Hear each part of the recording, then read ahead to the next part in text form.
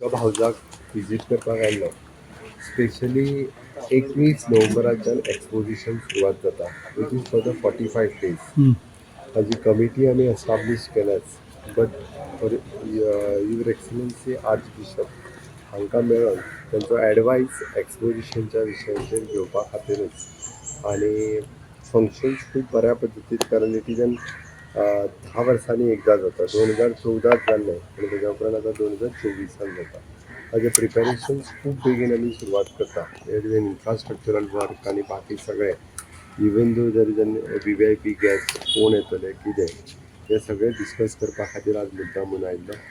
आज हांव तेंचे कडेन डिटेलान 45 डेजच्या प्रोग्रामाचेर डिस्कशन्स केले आनी बाकीची ऑलरेडी आमची कमिटी आसाच. कमिटीन एक टायम विजीटूय थंय केल्या, तांच्यांनी पर्सनली सगळें पळयलां. तांच्या कडल्यान डिस्कस करून एडवायस घेतल्या उपरांत सो दॅट वन्स अगेन आतां परत रोखडीच 20 ऑगस्ट म्हणजे असेंब्ली सोंपना फुडें परत कमिटीची मिटींग जातली. तितून बाकीचे इश्यू डिस्कस जातले.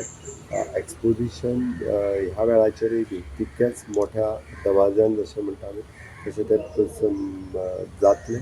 मॅक्झिमम म्हणजे नॅशनल आनी इंटरनॅशनल ट्युरिस्ट सुद्दां खास करून एक्सपोजिशना खातीरच गोंयांत येता. ते मोठ्या संख्येत लोक एक्सपोजिशनाच्या निमित्तान येता.